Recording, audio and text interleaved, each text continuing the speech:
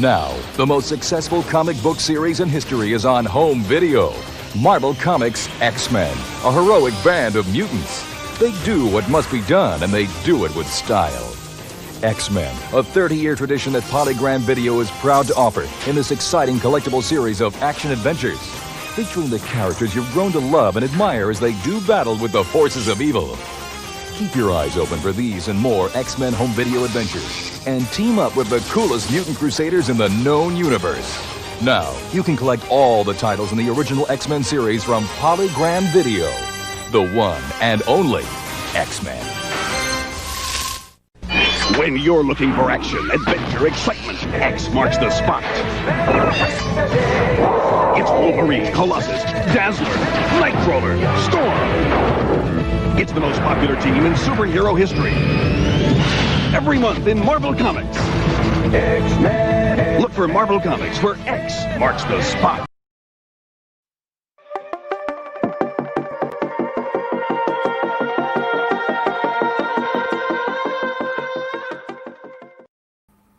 Whoa, hello there. Pretty exciting show coming up today. I have to tell you, I am really kind of fascinated by this whole thing. X-Men, wow, spans a long period of time, and I am so happy to have joining us Eric and Julia Lewald, who not only wrote the book that we're going to talk about, but were, in their own words, the architect of the animated show. So this is great. I'm almost speechless with this, but I'm so excited to have them. This is great. So if they're around, I'd like to have them join us, and we can get into a little bit of talking. Hey, how are you guys? Hi there, Bill. Hello. So good to see you. It's good to see you guys again too. Now we were lucky enough at Dark Delicacies to have you drop by for a signing, and we just want to let people know that after they hear this, they're going to be dying to buy the book, so they can get it from Dark Delicacies, signed by both of you. Right. And it's a huge book. It's a coffee table book without any coffee. There it is. There's that puppy right there. It is filled with color artwork. It is a real fine piece of writing in there. And the visuals will knock you out. If you're a fan of Marvel, X-Men, any of this stuff, you're going to love this book. And from what we were talking about earlier, Eric, you were saying that Marvel, or maybe Marvel and who is Abrams, that Abrams are having a success with the sales of this book far beyond what they imagined. That's right, Del. They are thrilled to tell us that it's only been out a month now, and they're in their third printing, which is great for us. They thought if they had 2 or 3 printings over the course of a few years, it would be great for the book, but they're already into the third one. And it's been a month. And it's been a month. So there's a lot of pent-up fan love out there for the show, and it's showing in the pre-orders and the books flying off the shelves. Yeah. So it's gratifying to us. It's a book that celebrates the artists in the show more than the writers, which is what we were. Neither one of us can draw. Not a bit, not a lick. But a lot of our friends that we worked with for 5 years on the show could draw beautifully. And the book is just full of a couple thousand of those images, starting with, the front and the back cover is brand new art by Larry Houston and Rick Hoberg, who are 2 of the 4 folks that basically designed the show from the get-go and oversaw it. So yeah, there you can see it. See, it's beautiful art that they all came out to do just for the book, because they so enjoyed the experience of working on X-Men, as did we. Yeah, heroes on the front, villains on the back. And that's just a couple of really veteran artists that were the key to the look of the show, coming back after 25 some years, and making sure that they participated in the book. We can't talk about the book without talking about the show. I know we're here to talk about the book, but the show was, you guys were involved in the putting together of the original show, or I think I read you use the term architecture. You were the architects of the original show, correct? Well, I will, to clarify, Eric Eric was what we call the showrunner for the show, in charge of all the scripts. Every word went through your hands, your computer. You know, every script, every story, anything that had to do with the writing, he was in charge. I was one of the writers on the show, and I had the opportunity and good fortune to write for the first season and in the second season, as well as pitch some stories that then went on to be written by other writers. But I got to be a fly on the wall for the whole 5 years as well. How fascinating. It was it was a fascinating time, but like we often say about TV animation production, the train has already left the station. It happens so fast, and there are so many people who are dependent on everyone else to get their jobs done so they can get their jobs done, that there's not a lot of time for reflection while you're doing it. Yeah. But here we are now a few years later, and we really got a chance to just sit back and admire all the hard work that went into it. And find out a lot of things we didn't know. I mean, in this book, we interview a number of the artists and the production people, like Stephanie Graziano, whose small production company was in charge of all the artwork. They set up they did the storyboards, they did the designs of all the characters, the designs of all the backgrounds, the designs of all the worlds. All that stuff gets shipped overseas and animated, comes back and gets cut together.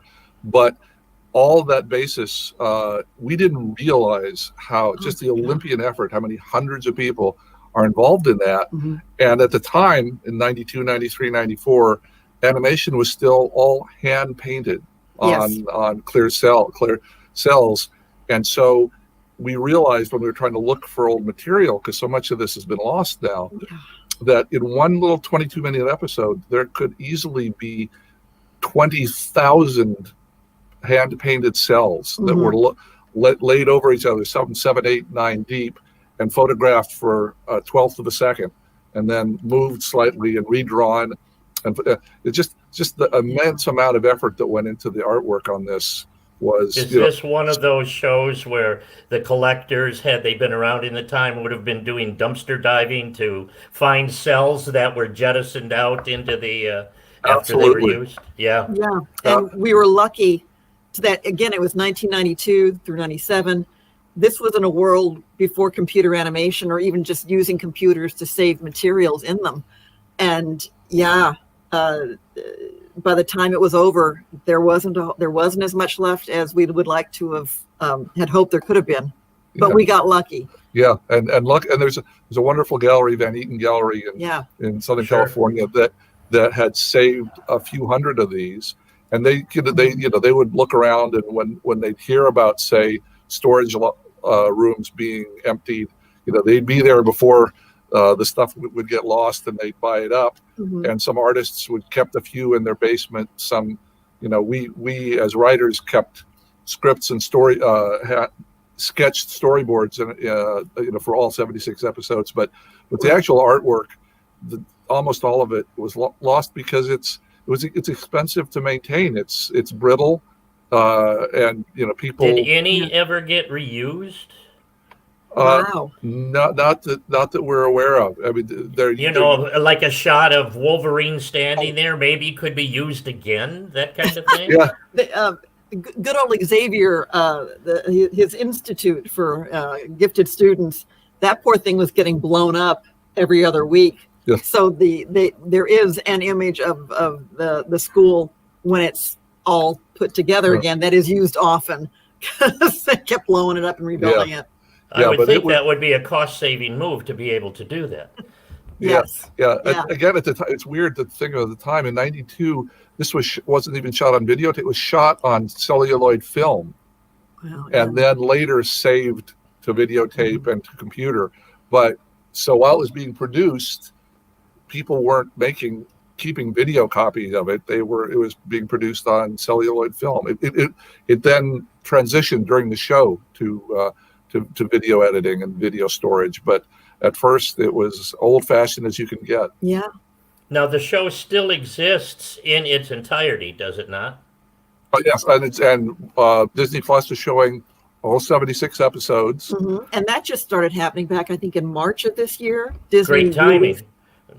And we didn't see it coming, but apparently it's doing very, very well on Disney Plus, and we're very gratified by that. That there's another generation now who came up with the show who are now sharing it with their kids. That's really nice. Yeah, an odd thing we discovered we started going to cons back in first of 2018. Yeah, with an earlier book. I remember cons. Yeah, and we started discovering how many people watched the show, and we looked in when we were doing the research for the book. We discovered it was long enough ago. There were only 3 or 4 TV stations for everybody at that time. And so if you had a popular show like this that was a #1 hit, literally half of the American televisions at 10:30 or whatever it was on Saturday morning would be on our show. So it'd be 10, 11 million people watching, and then they'd watch it in reruns. They'd maybe buy the DVD later. And we realized that this played all over the world. And so there's a couple 100 million people grew up on the show.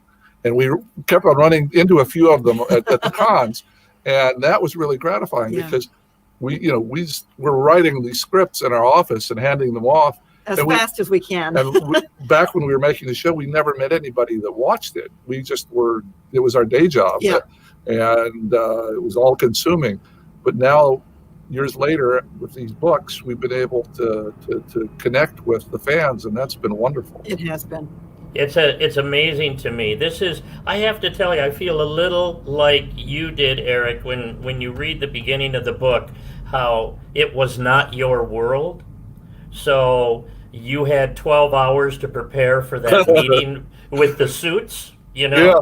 And it's not my world either. But I became so fascinated in reading this. Some of the origin ideas, like what was the one in those days it was kid shows were cartoons. They wanted a Goofy dog or a this or that or what. The one thing I wrote one down here, wasn't it? Somebody meets Wolverine.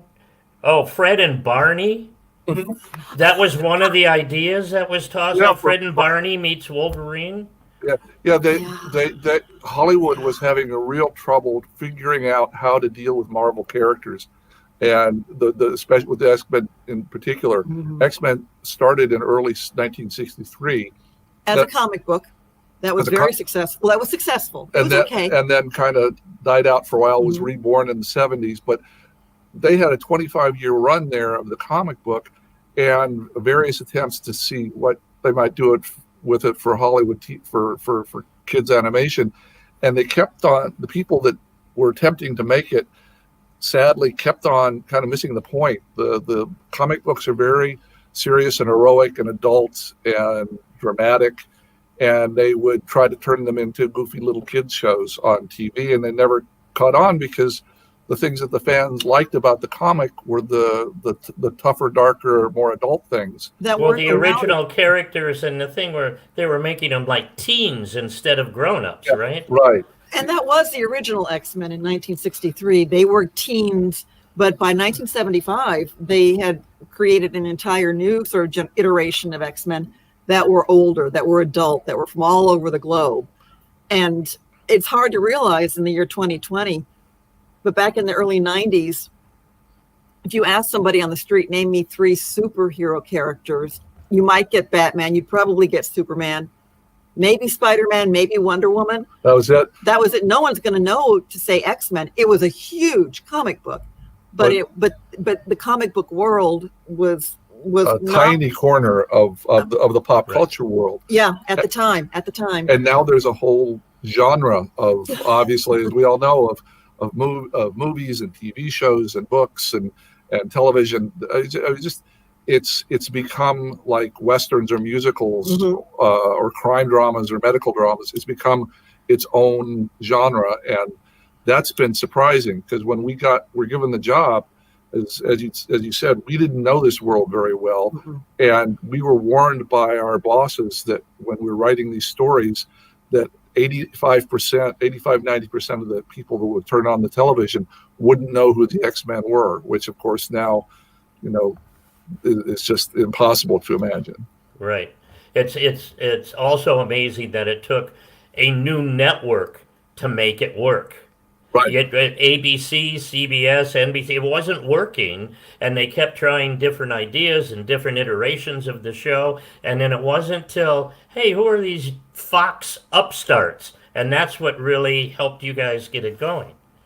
You're absolutely right. And that was the thing that TV used to be the only way you could watch certain kinds of product. Cell phones didn't exist.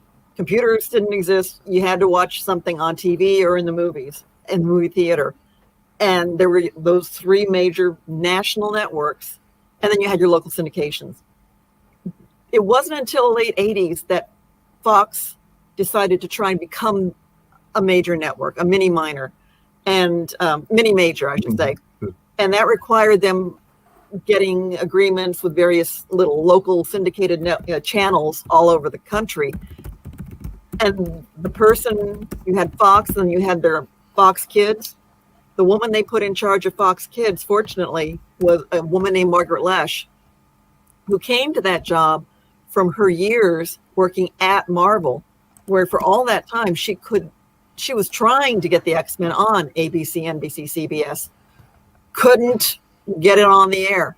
Then she became head of Fox Kids and said, we're putting the show on my network. Yeah. She was the one at the top who had the juice to say, I'm making the show. It's going to happen. And she's the one who should get credit. And she saw that it had to happen differently. Yeah, yes. And she even pushed it much more than even her bosses wanted her to. And she looked them in the eye and said, it's because we're an upstart network. It's because we're like the garage band going against the establishment. Mm-hmm. We have to be seen and we have to be known and we have to do this thing right. And she just really believed in it and had that opening. Nobody at the established networks, they would be too nervous, too scared to all the executives. Oh, no. This is just going to frighten kids, or no kid's going to watch this thing. It's too challenging. It's too difficult to follow. There are too many characters. They're too adult. We heard all those arguments, and she'd heard those arguments for 10 years when other people wouldn't put the show on for her. So she said, we're going to do it, and we're going to show them. Mm-hmm. And it took about nearly a year from the time we committed to doing the show till it was on the air, and we knew it was a hit. And during all that time, other people were very much second guessing her and wondering what in the world she was doing, with this opportunity. She's throwing it away. She's doing this strange new show that nobody. She was on the hot seat during this time too. Oh yeah, put it together. And I may be reaching here, but you guys, from my perspective, were like the first show of the Adult Swim. Very interesting you say that, because again, in the year 2020, I don't think people look at animation as just for kids, which back in 1990s, 92, that's what it was there. And it was strictly a kid medium.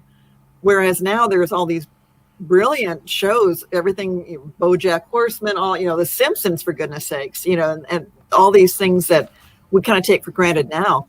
But Margaret Lesh was the person to allow us to tell the kind of stories that gave X-Men what I think is the sort of power to have the legacy it's got. Yeah, and I think people underestimate younger children. They just think, they won't understand things. This will upset them. They'll turn them off because they're too challenging. And my memory of being 5 years old is I wanted to do everything the 10-year-olds were doing. So that we felt like we proved our point with this show that since it wasn't just the older kids and young adults that followed the show, there were very young kids that followed the show from day one. And I think it's because kids like to aspire and they like to view up. No 8-year-old wants to think that he's watching something for 4-year-olds. But every 4-year-old wants to think he's watching something for 8-year-olds, but still, today you could go into Hollywood, and 3/4 of the executives wouldn't get that. They'd want to have you right down to the little kids, and we just didn't believe in that. Well, another thing that I found interesting in the development of the show, when things were happening, when it kind of leveled or not really took a dive, but they didn't know where it was going. They decided to make the cast international. Right. That was a thing in 1975. The first run of the books in the 60s had kind of petered out, and they decided, okay, we're going to come back and we're going to do this differently. And there was some interest in the old comic books from some foreign countries, and so some of the executives there said, okay, this was at Marvel in the comics. This is at Marvel in the comics, 1975, 74, 75, and Len Wein was tasked with coming up with a new team, and he was told, make them international. You got Nightcrawler's a German, Colossus is a Russian, Wolverine's Canadian, Storm is African, et cetera, et cetera. And one of the people, there were half a dozen others that were for different places.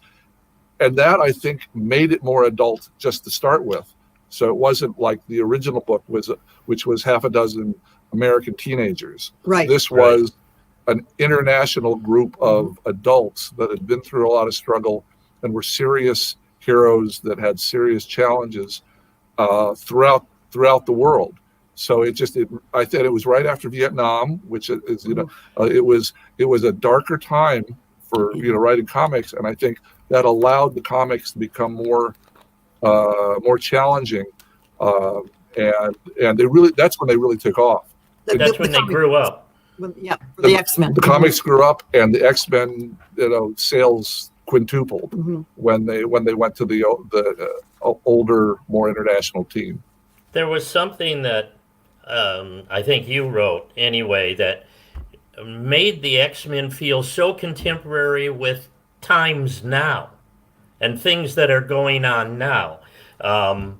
It was the extraordinary people feared and attacked for their innate differences. And if that doesn't hit what's going on now, it also leads me into the first question. Yes, you can send us questions, by the way, if you're watching this and want to. But the first question was, how did you approach legacy of diversity that the X-Men featured? When you got that phone call to go in the next day and discuss developing the X-Men for Fox Kids at that time, the book had been around for 10, 15 years, 20 years by that point? 30 years. 30 years. So the choices had to get made. Well, if you're going to do an animated series about the X-Men, which X-Men are you going to choose? Who are going to be the X-Men that you use on the team for your series? And there were arguments to be had for using the original sort of teen X-Men, but cooler heads were prevailing that the book was in a different place. The comic book world was in a different place. The mature adult X-Men from around the globe were representing something that was mature, important, was about something. Yeah, well, it's your question about diversity. That partly came from two things. One was we were looking for a core team. There'd been 20-something different X-Men used over the years, and we were looking for a team who were as different from each other as humanly possible. And you read all the comics, right? No. Oh. we read the quick cheat sheets on the comics. So we're looking for as varied a team as we could get, because that makes the writing better inherently. We really believe that to our core, that the more different, the more distinct each character can be. So that made us have a very diverse team. Right. You wouldn't want Wolverine to be teamed up with Colossus and Cable and half a dozen big gruff guys. Then you just get G.I. Joe, and they're which all is fine. Yeah. But that's not what this inspired to be. Yeah. And so, but also in doing that, a couple things happened. We did that, and we ended up with a half female team, just out of trying to pick the ones that were the most different from each other and had the most interesting animatable powers and mutations and abilities and mutations. It opened up more storylines for you too by doing that. Sure did. And then the other question was, if you look over the books, over the hundreds of stories, there are two patterns that evolve. One is get a lot of kind of professional wrestling kind of stories where you got one superhero, he's going to get against the supervillain, and who's going to be more powerful? No, I'm going to be more powerful. No, and they battle each other until one of them loses. And that to us was far less interesting than the other theme that was developed over the years in the book, and that was that these mutants, by nature of their extraordinary abilities, were feared and hated for being different. And that opened up this whole world. Suddenly you're involving 7-8 billion people interacting with our 8 characters versus 8 or 9 supervillains that they get to pound at each week. So you've got the whole world and all the cultures of the world trying to decide what the advent of mutancy means to the future of the human race, and what it means for these few characters to be mutants, and why. We're still wrestling with those questions. Yeah. And so it became a very, for us, very simple, very immediate human kind of storytelling with scared people being intolerant, and the idea of tolerating people that are different. And that touched a chord with everyone we with people of color, LGBTQ people, just adolescents. The majority of adolescents on the planet have been through a time where they just feel so different. They don't know what's going to go on with their life. They don't know if their life is going to go on. And so I think X-Men touches this question of feeling different from everybody else around you and finding a family, a home to work within, which was the X-Men mansion. That was these loners, these people that felt like they weren't the same as anyone else, found other people with the similar problem and banded together. Yeah, that's an amazing thing, and it's so contemporary that it's kind of scary when you think about it. Let's talk about the book briefly here. The book itself. What's inside the book? It did blow me away that it started with the storyboards. When you open the book up and start looking, there's storyboards right there. The covers are amazing. The boards are great. But there's so much art inside. And so much of the art inside helps us understand how the creative process takes place. Right. We were thrilled to find the art that we were able to find. Like model sheets like this that shows the different size projections. And then I love this one. And then there's some the backgrounds that were provided so that you'd know the size of the biggest of the sentinels versus the smaller sentinels versus a human being at the foot. And this again just points out the kind of work the artists do that it was never even intended to make it to the screen. This is just something that someone drew for each size comparison. It's like, it's a piece of art right there. Yeah, and it's just a practical tool, but each episode had 900 to 1,000 images that nicely drawn, most of them. Right. To hand to the animators to provide 22 minutes of action. And just the skill that goes into the choreography, because there you go. Okay. Every prop needs, since we're not photographing things, every prop needs to be designed. That's Jubilee's chili fries. There was an infamous moment in the 2-parter opening for the series, the pilot, where Jubilee says, "Does a mall babe eat chili fries?" in answer to a rhetorical question. And those are the chili fries. They exist, and they're there. And there's her hand, and somebody in Korea had to draw 30 or 40 images of that as the hand goes past them. Yeah. So. But again, the kind of detail that I was not as appreciative of at the time, at the doing of the show. Yeah. I mean, we've got 300 pages in this book. Almost 4 pounds. Almost 4 pounds. The black and white is as stunning, if not even more so, than some of the color. It's amazing because the black and white lets you see a different detail. It does. Agreed. And there's Wolverine. That's a color palette thing. We had to send over little color chips. Literally chips. So that you knew each part, so that he didn't appear one kind of blue and yellow in one shot, another kind of blue and yellow in the second shot. And depending on what light was hitting him, we were told. Profoundly detailed. We didn't realize how hard it was for them. If he walks across the room, if he's near the window, all of his colors are going to be a lighter shade than when he gets towards the darker corner. And a thing that we've learned now in this day and age of computer animation, you can have infinite color palette. It doesn't. There is no cost in choosing a different and you color. probably just hit a button, say go from light to dark, Right. and it'll do all those. This time, some artist had to decide what the gradations were as you walked across the room, And there was a finite number of those because of cost, budget cost. and repaint each time. Yeah. Right. Did you, it makes me think, because the first year, let's say you were kind of flying by the seat of your pants. Absolutely. Okay. So with doing that in the first year, did you find yourself changing the look of the characters or the mannerisms and personality of any of the characters that you weren't exactly completely pleased with in the first series? I'll just take a step back as one of the writers on the show. The characters that were a core of the team, the characters on the team, came out of the gate so strong, and that's a testament to the voice talent, all those folks up in Toronto who became the voices that I know everybody hears in their heads when they see a Wolverine or a Rogue or a Storm. Those are the voices you hear. I think that the interesting thing, Eric, that you discovered was the team originally was like 5 people, and then 3 characters just asserted themselves and became main teammates during the writing of the stories. Yeah. And part of you asked about the nature of the characters.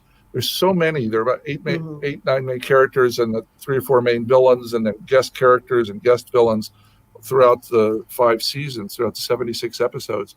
But the first 13, we were frantic to just try to describe the basics underpinning of this world, big world, and the kind of the basic main characteristics of each of our characters. Give them enough screen time so that you got to know and bond with them.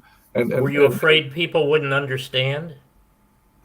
There were executives that were nervous about that. Advertisers, people thought, this is, how in the world are they going to keep track of all this? Kids love this. It's like them falling in love with Star Wars. I mean, all the different minutiae of those different characters and different worlds that they, kids love. We watched our own children grow up with this show. They were toddlers when the show started, and they grew up with it. They would get into something like Pokemon, and they would remember all 57. So we've started to trust little children understanding, cataloging, collecting in their minds, and knowing who each person is. And then you meant something about if they grew or changed, or if we wanted to. After setting them up, the first season it became successful, and we were kind of given free rein after that.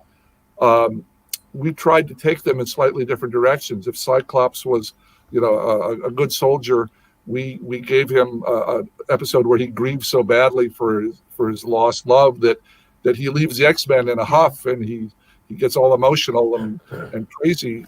This guy that was our, in control, good soldier. So we tried to stretch them and give them individual episodes where you might barely ever see most of the X-Men, but focus on 1 or 2 and give them in-depth episodes so you got to know them better. Just want to jump in here for folks who are familiar with the show now in the year 2020. At first, as members of the team, Beast was not a member of the team. Jean Grey was not considered a member of the team, and Gambit was. No, Xavier. Xavier was not considered a main character on the team. Things you could use as secondaries or part of a B team, but it wasn't until the script started coming in and you were writing the stories out that those characters asserted themselves. They each had a very important relationship to the other characters, and they wrote themselves in. Yeah. Which happens in live action TV more than you think, but we're not used to it usually happening in animated shows. Usually it's kind of set at the get go, and you just go with it. Mm-hmm. But yeah, we fell in love with all those characters. Yeah. It happens in fiction writing too. When you're writing a novel or something, suddenly the character doesn't want to do that or wants to do something else, and they'll tell you. If you're writing a true character and you were writing something that was not only true personality-wise, but you were writing adults. You were not writing Scooby-Doo meets Supernatural, So by doing that, they had their personalities and they had their desires, and that became incorporated into the writing. I got to tell you about this book. This is beautiful. Here is our shot of the book. You can still buy it. You can buy it autographed by Eric and Julia Lewald at Dark Delicacies. You can buy it in a lot of other places too, as long as you buy it. This is gorgeous. Thank you both for being on. You've made my day. Well, thank you, Del. Thank you. We so appreciate this. Thank you. I had a lot of fun. Oh, so did we. So did we. Bye-bye. Bye-bye.